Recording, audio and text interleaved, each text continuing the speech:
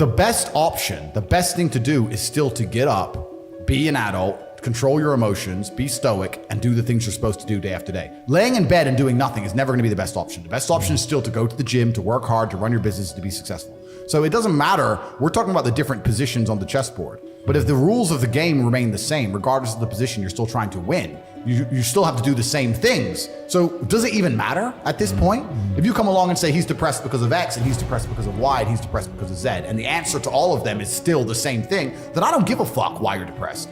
All I know, what I will state as a matter of fact, is this world is hyper competitive, especially as a man. Most men are walking through life and they don't realize that it's constant competition. I was driving here. Even as I was driving here, I was looking out the window and I was looking at all these people just walking around. One of them had a fucking croissant. One of them was dressed like a dickhead because it's London. He thinks he fucking looks cool. Just a fucking moron. We've all seen them. Yeah, moron. Some of the dude just talking shit on the phone. Some other guy with headphones in, waiting to be fucking murdered, wouldn't even hear it coming. And all these NPCs, I'm just looking at them going, do they realize they're in endless, constant competition? Every single pound they want, someone else wants. Every single girl they want, someone else wants. There are people like me out here. I will destroy, you could get all 30 of them in a room and I will sit by myself and absolutely annihilate them in any single metric. And they're just sitting there just fucking floundering and wandering through life, unaware of how competitive the world is. Well, and whinging how unfair it is. And how unfair it is. And this is my point. If the world is truly that competitive, you do not have time to be depressed because it's a non-competitive mind state. You could be depressed for X, Y, Z, whatever. I'm not depressed. And I want the money you want, and I want the girl you want, and I want the status you want, and the car you want, and the house you want. And I'm gonna get it, and you're fucking not. And that's the bottom line of life. If you gave that guy that stuff, he probably wouldn't be depressed. Well, he's get up off his ass and work then, doesn't he? And this is the point. He probably would, because he wouldn't have a direction in life. I think it's a very empowering message that you share.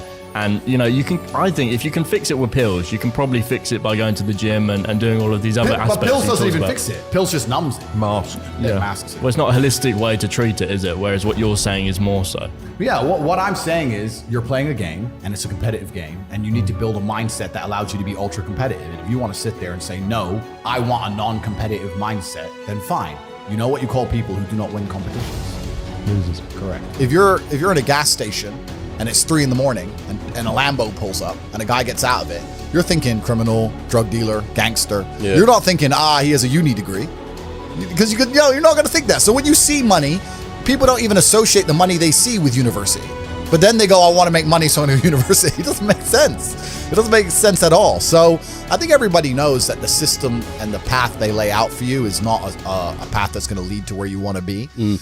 And I didn't know what the other path was, but that intrinsic distrust for the system and that distrust for the things they wanted me to do made me search for other avenues. And then I found them, right? And if you speak to the people who are richest, if you speak to the people you know, this is for everyone at home as well, if you speak to the people you know who have the most money and go up to them and say, hey, what made you rich? None of them say school. Do any of them say school made me rich? I got an A in GCSE. Like, who gives a shit? It's bullshit, right? So it's all indoctrination. So I knew it was indoctrination, and for that reason, I was always searching. And if you're searching, you're going to find. Yeah. So. No, I always believe that as well. Growing up as well, I always thought that. Here was my theory. I've got a theory of business studies. A lot of people thought I was full of and stuff, yeah?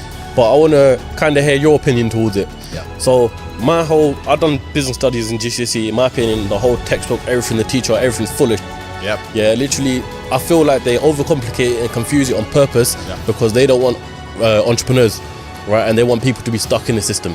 People said I'm full of because of that. No, I know exactly what you're saying, but they teach you things that the problem is as well, it's difficult because the way that humans work and the way that we've evolved as a species is that we don't really learn lessons unless they're learned the hard way. Yeah. I believe that unless a lesson has taught the hard way, you're not going to learn it. You can have so many near misses and people won't learn their lesson. Bro, you must know a guy who goes out there, nearly crashes his car, doesn't slow his ass down till he wrecks it. Yeah. Like, this is how people are, right? So you need that pain for the lesson to sting enough to really genuinely go inside of your mind. And it's the same with everything. It's the same with driving a car or business. Truthfully, if you want to learn a lesson about business, you're going to have to suffer at some point, right? So we always say that most people are not successful with their first companies, X, Y, Z, blah, blah, blah. I get that. The truth is there's a lot of people who make a lot of money with their first company, but they just spunk it, act an idiot, and it all blows up in their face. And that's how you get the discipline on your fourth company, that when you have 3 million in the bank, you just leave it there. You know, and don't be done with it. So you need to go through some pain. You need to experience some negative things. You need to have to a degree, some trauma to really even learn any lessons. So yeah, business studies, you're right. The book, that's not going to teach you anything about business. You need to get out there on the streets. You need to make mistakes. You need to suffer. You need to have the tax man knocking at your door. You got to deal with all that stuff so that you make sure it doesn't happen again. I really think that humans are stupid enough to only learn the hard way. That's kind of how it works. Men have always been competing with each other. Even now, right now, we compete with each other. I don't buy Ferraris to drive fast. I do sometimes, but if I'm in London traffic, it's not to go quick. No. It's to show everyone else I'm richer than them. That's what it is. It's a never-ending competition. I don't wear a big diamond Patek with fucking $500,000 to tell the time. I tell the time on my phone. I do it because I'm loaded. And this is actually what's interesting about the world, because the world's changed. Men used to go to war and fight each other in physical combat, and now we don't because we're more civilized in some regards. That's violence is still the bottom line of society, but we try and avoid it. Men are constantly doing combat by showing each other how we can move world with money. We're constantly in combat because of our status. 99% of what men do is for status. We want to be in good shape for status. We want the fast car for status. We want the nice house for status. We want the diamond watch. We want the hot girl. This is all for our status. Look at me. I'm the big dog. This is how we compete with each other.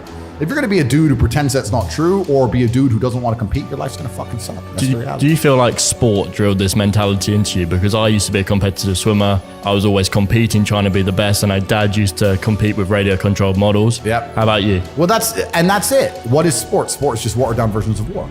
Yeah. This is what men have always done. Friendly war. Completely. We've evolved to be in battle with each other to some regard. And they wonder why fans get so emotional as well, because they're also at war with the other fans, aren't they? Completely. And that's going to kick off at some point. Exactly. And you look at the entire planet throughout history, there are ideas which are universal. These are not ideas that could have possibly spread or shared because of the distances involved.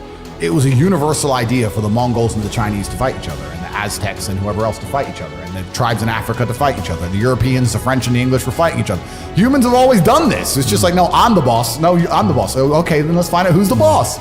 And now we live in a world where I think that status is the new form of combat, and the true expression of testosterone is showing you can move the world with money. This is why I do a lot of the things I do. When I show up to a hotel and every single member of staff panics and they're all standing there waiting only for me, and no one else is allowed to walk in, and all my cars are out front, and Mr. Tate.